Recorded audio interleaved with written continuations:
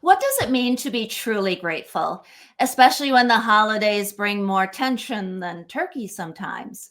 Today's guest, Bill Hulseman, is a former Catholic educator turned ritual designer and author of Six to Carry the Casket and One to Say the Mass, which is a deeply honest and unexpectedly funny and heartwarming collection of essays on identity, family, queerness, and faith. Now, this season, he's here to help us rethink the holidays from the pressure of performative gratitude at Thanksgiving to the tangled lights of emotional landmines that putting up a Christmas tree can cause all of us. His essays, Grateful and How to Put Up a Christmas Tree, are equal parts soul searching and sparkle, and they remind us that sometimes the best rituals are the ones that we invent for ourselves. Bill, hello, welcome to the show. I'm so glad to be here, Desiree. And this is your second time with us because we had you on when your book first came out. And now we're going to take a deeper dive because in your memoir, you have two essays that are more specifically aligned with the season, with Thanksgiving and with Christmas. So I want to start with how about if we start talking about grateful and Sure. rethinking Thanksgiving. What does it mean to be grateful without glossing over the truth? I love Thanksgiving, but for a long time, I didn't think beyond the holiday and how my family or my friends practiced it. We all kind of went with emotions, and we went with all the things that we had been trained to do from childhood. Revering that myth of the Pilgrims and the Indians sharing their big meal, and that setting the tone for American expansion. And we were so deeply ingrained with that story. It's hard to see Thanksgiving beyond the Pilgrim myth. But my own experience of moving cross country gave me a chance to do a little tour of Americana. I got to visit some places where my family immigrated to and landed in South Dakota. I got to see a lot of things that I would never see if I didn't take the opportunity to drive cross country. But I had a kind of a surprise visit to Wounded Knee, the site of Wounded Knee, the battle. And that really colored my experience of my little tour of Americana. And later in the day, I went from Wounded Knee to Mount Rushmore, expecting Mount Rushmore to be one of those moments where I would swell with patriotism and swell with gratitude for the nation and our history. But I was overcome with sadness and remorse, and what I thought was going to be a really joyful visit to Rushmore was really quite mournful, and I didn't know what to do with that. And I started unpacking it and thinking about, oh, well, this points directly to how we celebrate things like Thanksgiving, how we shape our national identity, our identities as Americans. And I wanted to return to the source. The myth got in the way, and we fight about the myth, and people try to decolonize Thanksgiving. They try to rethink it. And so far, it's always about tweaking. It's never really going back to the origins. What's the impetus? What's the real root of the inspiration of Thanksgiving? When I was writing this essay and thinking about this, processing that experience, I went back to President Lincoln's original proclamation for Thanksgiving. And that, to me, spoke very directly to the heart of what we should be focusing on. It's not just gratitude. It's also, let's create a moment where we can actually find some unity, where we can just put everything down and sit together and find peace and solidarity together. So that made me really rethink what Thanksgiving was all about, and what gratitude means in not just a personal context, but a social, a collective context for understanding and practicing gratitude. I have to admit, Bill, you see the Christmas tree behind me because you have the two essays, Grateful and How to Put Up a Christmas Tree. And I was like, oh, which one should I draw? And I almost drew the hand turkey because you talk about that in your essay. You know how we all did the hand turkey as kids and And draw the little. little waddle on the thumb, and yeah. Yeah. Now, as an educator too, I mean, you're bringing up Abraham Lincoln and the idea of the unity that actually Thanksgiving, the core of the meaning behind it, because, and that's an amazing image of you standing there in front of Mount Rushmore and having those feelings.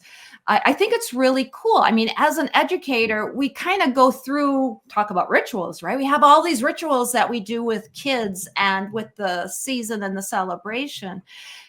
Give us a few thoughts on those as an educator. Like, what should parents tell their kids? How should they celebrate Thanksgiving with their kids, do you think?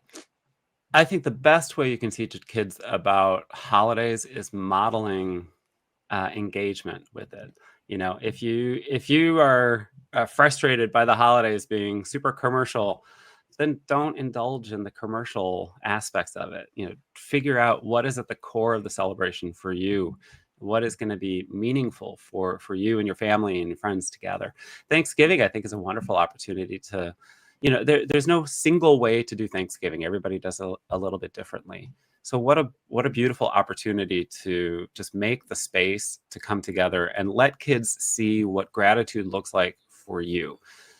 I think we also rush to fill the time. You know, parents. I saw this as a teacher. I saw this as an administrator, and I see it in my friends and my family and their children too. There's an instinct to fill the time, to fill the schedule. You got to give everybody something to do. I think one of the best things you can do with Thanksgiving is to just do nothing. Why not just sit at home and think about, what does home mean for us? Like, is it serving us? How can it serve us better? You know, it's not just about gratitude and sitting around and being thankful. It's also letting yourself be impacted by that gratitude, letting yourself be transformed by that gratitude, and let your children be transformed by gratitude. And then wait for the fruit from that to grow. I think that could be really a powerful way to approach it. So instead of filling the time, instead of making it a busy thing, really making it a space set apart from the ordinary process of the day. That's one of the things I think people get caught up in rituals and ceremonies. They get caught up in the minutia. They get caught up in the aesthetic. They get caught up in I've got to do everything right. But I think it's a more generative, it's a more beneficial way to engage it if you start with what's really at the root. What do we want out of this moment? What do we want out of this holiday? What do we want, and how are we going to change afterwards? You know, what does Thanksgiving give me? It gives me time to sit still and be with my family. Well, then how are you and your family going to behave differently in the weeks that follow Thanksgiving, so you can practice something new? So that's my approach. That's my approach to rethinking, especially with kids. But the most important thing is modeling it. You know, it's showing them this is fun for us. This is relaxing for us. This is exciting for us to be able to do this in this way, instead of stressing out about family, instead of stressing out about what you're cooking or what you're wearing, but really focus on what is it all about for you? What do you want out of it? And how are you going to move forward from it? I like that you address, the fact that this is a time to celebrate with family, to be with family, to be in the moment. It is a 4-day weekend. We in the United States, we have holidays that were the holiday, or maybe we're for Christmas. Yeah, Christmas Eve and Christmas Day. But it's like, talk about trying to fill 4 days. Oh no, what are we going to do? We have 4 days. We must give people something to do. I know there's Black Friday and there's Cyber Monday, and we've turned it then into this consumerism just gone crazy, because then it instills in not only us, but to your point, our kids too, that we have to fill that time with shopping. And I always found that to be a little bit sad. I think the name holiday gives us a starting point too. I love etymology. I get real nerdy about etymology of things. But holiday, right, comes from holy. What does holy mean? Is that magical? All holy means is set apart. It's different from the ordinary. And if we're going to give ourselves a holiday, why do we fill it with things that we do on the regular day? Why not make the space to be different, to really behave differently so we can spend our time differently, spend our money or not spend our money, and that would be different. But it's more about making space apart from the normal routines. That's what makes it holy. That's what makes it a potentially transformative experience. Speaking about those normal routines, you wrote a guide, kind of like a how-to guide, I guess, how to put up a Christmas tree, but it's really not about putting up a Christmas tree, is it? Is it ever? I mean, the Christmas tree is so rich as a symbol. It's historically, the cultural history that it carries with it, how different, how it's become central to a lot of people's Christmas practices around the world. This obscure German practice that suddenly is central to the season around the world for a lot of people. But it becomes more than that, because it's one of the most wonderful symbols at the heart of a holiday to me, because it's co-created. The worst thing in the world for me is that store-bought Christmas tree, or the ones that look like a hotel lobby and everything's just perfect and matched and complementary and well portioned. But it's when it's at home or when it's done by a community, it's co-created, and it becomes a huge and powerful symbol in the middle of your home or school or wherever the tree exists. And it's a constant reminder of who we are, because we've created it together. We put our history up onto the tree. The essay for me really came out of the first year that my husband and I got a new tree. And it was, for us, it was the early years of our marriage. And it for me was that profound moment of, here we are establishing our own new practices, our own new traditions. And I'm unpacking ornaments from both of our lives before each other. And that process of unpacking all of that and recognizing everything in our life that kind of opens up and lands on the tree. And what an amazing and what a surprising record that we see on the tree. It's an interesting kind of mirror to look back at. The rest of your home, the rest of your family. You see your whole history, you see your whole identity up on that tree, and that can be really painful, but that can also be really beautiful, and that can be really lovely. So for me, I wanted to capture not just, hey, here's a tree, it's an interesting holiday tradition. I wanted to capture what it did for me. Like, the essay is a little bit stream of consciousness, because I think that's what happens when you're putting up a tree.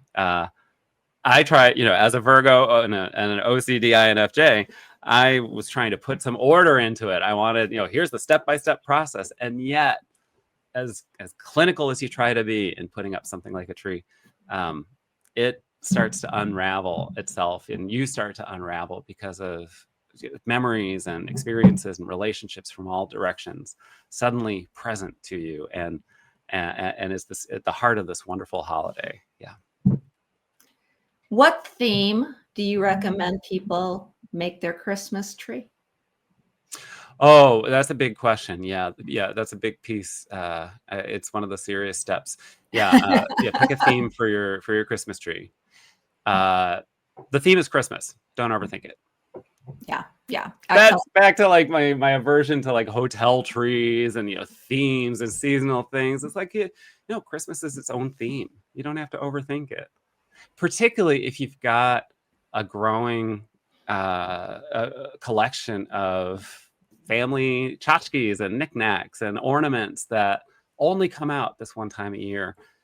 That's enough. That's enough. Your family history, your personal history, the places you've been that are reflected in the tree. That's enough. Like, that's the theme. And if we start focusing on some other external theme or some aesthetic guidance, then we're really missing the opportunity that the holiday presents us to sit still, to be with each other, to figure out, who are we? What's this holiday going to do for us? And how are we going to grow from it until the next holiday comes around? Absolutely. Now, in your book, one of the things that you describe yourself as feeling is ornamental. in a big family, like you came from a very, very large family, how does that show up during the holidays? Mm. As a child, I don't have super happy holiday memories. I don't have, I don't have the memories that a lot of people talk about, because for me, it was holidays were so fraught with emotional baggage. There was a conflict between my mom and her sister that lasted for many years, and it began on Christmas Eve one year. So every year after that, Christmas Eve became a reminder of the start of that conflict. Um, I have memories of, my siblings who are all, I'm the youngest of 10, this big Irish Catholic family, and every holiday was at minimum 12 to 20 people. Usually it was around 40 or 50 would gather between our family and cousins and other friends who would show up. So it was always very crowded. It was always very alive and energetic, but everybody was so much older than me. And even once I started having nibblings, they were so much younger than I was. So I was, even in the middle of all this bustle and all this joy and all this celebration, I was peripheral. I was floating around on the sides. I didn't have any kids to play with when I was little, and then I got to be a teenager. I was that one teenager in the room at the party. That was an uncomfortable situation. All the more because of that, I appreciate my mom's approach to preparing for the holidays. She, I think, also did not ever feel super comfortable in a huge crowd. I think she also always wanted to find space from the chaos. And she gave us all tasks, and that would give me meaning. That would give me purpose during a holiday. Like, oh, I'm in charge of filling the water glasses. Great. That gives me something to focus on so I don't have to worry about why nobody's talking to me or why all this is happening and I'm not involved. Or yeah, so holidays for me it's a pretty fraught. There's a lot of fraught memories. There's a lot of emotional baggage that comes there. I like to use the holidays now as a chance to give that inner child a little chance to heal, to be seen, to relax and enjoy the holiday. And that also gives me a chance to recreate the holiday for myself, to move forward on a happier note, and not to forget the hard stuff, not to forget that feeling of being lonely and ornamental, but to understand, how can I make it easier for people who feel the same way? Could I open my door and welcome people who might feel the same way? If I'm at a big gathering, will I look around and see that person who looks like nobody's talking to them, or they're not appreciated or seen? I want to hold on to that memory to be able to respond to them and make them feel welcome in ways that I never experienced. Grief can play into the holidays for a lot of people, and we're touching on that. How is it? How do you navigate grief during this time of the year, especially as somebody who writes and thinks as deeply about grief and ritual and memory as much as you do? Yeah, I have a couple of really profound memories in terms of the intersection of grief and holidays. My dad died a couple of days before Christmas, and his funeral was going to be a day or two after Christmas. And on Christmas Eve that year, we gathered in my parents' house, and for the first time, they were gone. And there we were as a family, my siblings-in-law, my nibblings. We were gathered, and this could have been the saddest Christmas ever. And instead, we set about making it another family holiday. We had a big meal. We gave everybody a job, and instead of ignoring the grief that was weighing heavily on us, we wanted to do something with it. So my dad had a lot of neckties, and we started handing out the neckties. We started, I made a toast and said a couple of words, and here's this moment. And now, getting ready for the funeral, if anybody wants to wear, my nibblings called him Papa. If anybody wants to wear Papa's necktie, everybody grab a tie. And so we started giving everybody got a necktie from my dad's closet. And there was a way to sit with the grief, to not ignore it, but to do something with it. It wasn't just about looking at that big collection of ties left in his closet on a sad Christmas day. It was seeing the rack was empty because all of his grandchildren and all of his children had a tie that they were going to wear at the funeral a couple days later. So instead of bringing us down, it fed us. It gave us something new to integrate into the celebrations. I think that's how I generally approach it. I think I used to try to avoid the grief, but you can't avoid grief. It'll sublimate. It'll come back some way, right? So the holidays for me are actually the time to embrace it. I love thinking about how my mom used to unpack Christmas ornaments. And that's very sad, but it's a very beautiful memory. It's Yeah. sad for me to go back to that and remember that, oh, this isn't happening anymore. But now I'm doing it and I get to add my own spin on it. So I'm not letting the grief overtake me. Instead, I want that memory to feed some new life, some new tradition moving forward. That's how I approach it. That's really lovely. I love that you were wearing the ties from your dad. That's really amazing. Would you like to read an excerpt from one of your essays? I'd love to. Okay. This is an excerpt from How to Put Up a Christmas Tree. So in the previous pages, I talk about the step-by-step guide. Number 1, identify and prepare the ideal spot. Number 2, pick a theme to inspire your tree. The theme is Christmas. Number 3, deliver the tree and its decorations. Number 4, decorate the tree. And here we are at number 5, bask in the glow. It's best to decorate your tree in late afternoon so that you can immediately enjoy its warm lights in a darkened room. Accompany your basking with playlists of holiday music, but avoid artists like Wham, Mariah Carey, and Jose Feliciano. You will hear them plenty in coming weeks. Instead, focus on playlists that include music from A Charlie Brown Christmas and Ella Fitzgerald. If a recording of Ave Maria comes up, especially if it's by Harry Connick Jr. or Beyonce, immediately switch to a different playlist or throw the speaker out of the closest window, whichever is more dramatic. Instrumental holiday jazz will enhance your emotional engagement with the tree and make you think about your featured solos in your college choir's holiday concerts, or about one particular song that was part of the show each year that always made you weep. It will also trigger memories of past Christmases with your parents, though they've been dead for many years, like the time your mother requested a roving quartet to sing Silent Night in the original German, and they did. Or the time you volunteered to bring a bûche de Noël for your 8th grade French class holiday party, but you came down with chickenpox and your mom made the whole thing by herself, though you never said it had to be homemade, and delivered it to the school on the day of the party you were missing. And later that day, your French teacher stopped by with a piece of cake for you, the moment that sealed her spot as the favorite among your teachers. And how your mom told the story for the next 30 years about how she was so put out because you volunteered her to make a bûche de Noël. Or the Christmas Eve when your cousins didn't show up and nobody understood why, but for the next 10 years, your mom and aunt didn't talk to each other until suddenly they did again. The Christmas Eve where you saw your mom cry for the first time and inhaled Chardonnay with her breath when you kissed her on the cheek to say goodnight. Or about the time you were 14 and so depressed and no one knew why, or even that you were depressed, and you burst into tears and went outside and sat behind a statue. And your older siblings eventually came outside to have a drink and didn't know you were there, and you heard them talking about you and mocking you and calling you a scaredy cat. And you feeling so hurt, even though it was a comically vapid insult. Or that Christmas watching It's a Wonderful Life when your mom repeatedly informed everyone around in varying but consistent detail that Lionel Barrymore was in a wheelchair because he was, quote, full of syphilis.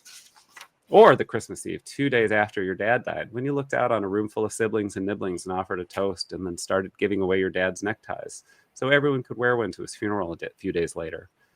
Or your first Christmas Eve as a married couple in the audience of an irreverent drag show, and your sudden desire to make it a tradition, and your delight that now you have someone you want to make traditions with. Or the next year, 9 months into quarantine, and when you found yourself warm and safe and happy in the glow of a beautiful, if bougie and overpriced tree, husband on one side and rat terrier on the other. Now, pro tip, if you do it right, even if a bûche de Noël and a rat terrier are not part of your story, all of your memories will come to the surface. Some are happy, some are not, but it's all good. Just let its branches shelter and hide the rough patches, and let the lights shine on the rest. Bravo. That was lovely. Thank you for that, Bill. I'm glad I made it through without crying. I almost started. It's a hard one to Yeah.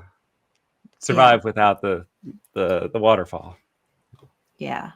Well, there are so many people who, this time of the year, the holidays, it can just bring out so much, like we Mm, talked about it. It's grief, it's identity, especially for people who feel like their identity or their values don't quite maybe fit into their family dynamic anymore or in society anymore. I mean, we've got a lot of stuff going on. mm. What do you want to say, or what advice do you have for anybody out there who is just feeling like they're dreading the holidays, they're dreading this, they don't necessarily know how they fit in anymore? What do you want to say to them? I think this is a particularly uh, profound experience for a lot of queer people because for in various ways to various degrees, a lot of queer people have experienced estrangement from their families, from their friends, from their home communities, particularly queer folks who have been estranged or pushed out of religious communities or cultural groups. So it is this is the time when everyone's so happy. All the messaging in the market is it's happy, it's season, it's joyful, 'tis the season, right? But every picture of a Christmas tree or every talk about a holiday party sometimes feels like a wound opening up for a lot of people. I think the way out of that isn't to ignore that history, but instead use that as an opportunity to create something new. I think one of the things when you feel disenfranchised, when you feel marginalized, you feel like you've lost access to whatever it is at the center. So in this case, it's a holiday. You think, I've been pushed out of my family, therefore I can't have Christmas anymore, or I can't have Thanksgiving, or I can't have Holy anymore. It's got to be, I've got to leave that to my family and walk away. I don't think that's true. I think it's right to claim it for yourself. It's not your family's holiday. It's for you. And what are you going to get out of it? What do you want out of it? I think it's also a great opportunity to find new community. Holidays, especially Thanksgiving. Thanksgiving is one of those holidays where, if you can't travel back to your family for work or expenses or whatever the situation, or a couple of years ago when nobody was traveling because of, quarantine, that's an opportunity to create a chosen family, to find the other. I used to say it's the orphans and widows, right? So who doesn't have someplace to go on Thanksgiving? Let's all get together. I think that's the opportunity that's at hand. Not to ignore the pain, not to ignore what's hard about it, but to create a new space where you can start to find some joy, where you can find support, where you can build a foundation for a new family, a chosen family for the coming year. And so maybe even future holidays, the sadness will be there, but it'll be in the background. The pain will be there, but it will be managed because you've got a new practice, a new community to live with. Yeah. And, with every holiday season, there's always going to be those joyful times and pain. It's inevitable. The more you rack up, the more you're going to have some good ones and bad ones. But I think, to your point, when you have those memories and when you embrace them and when you can hold them as your own, that's when something really beautiful happens. Mm. Bill, thank you so much for writing this amazing book, which, by the way, I do recommend that people grab this holiday season, not only for the two essays that we talked about, but you have such delightful way of looking at things, looking at the world, talking about your family, and talking about other people who are out there. So thank you, Bill, for writing this book. Can you let folks know where they can go to find out more about you, find your book? Maybe sign up for your newsletter. Give us your details, please. The book is available everywhere you buy books, and information and links to bookshop.org, Amazon, Allstora, Barnes & Noble. It's all on my website, billhulseman.com. You can sign up for my newsletter. You can sign up for my weekly guided meditations that I offer on Tuesday afternoons. Totally free via Zoom. No experience necessary. It's just an opportunity to make space, to find a little peace and quiet, and maybe build a little different kind of community. But everything you can find on my website, billhulseman.com. And I'm also active on Instagram as Bill Hulseman Rituals and various other social media outlets. But yeah, everything you can find on my website, billhulseman.com. And you have another book coming up about ritual design, and we'll be talking. I sure hope so. I'm working on it.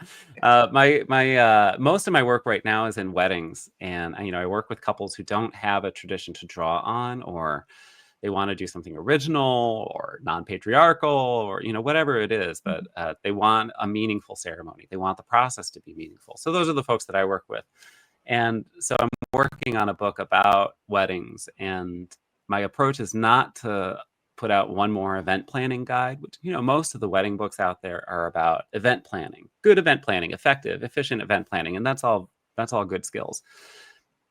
My approach is a little different. So I start with the vows and grow out from there, so that any celebrations, anything should be authentic to the couple at the center. Anything should really reflect their experiences, their identities, their values. And that's my approach to ritual design in general. And I want to offer that to people. So that's the next book that I'm working on. I can't wait. We're going to have you come back and talk about that book when it's ready, hopefully sometime next year.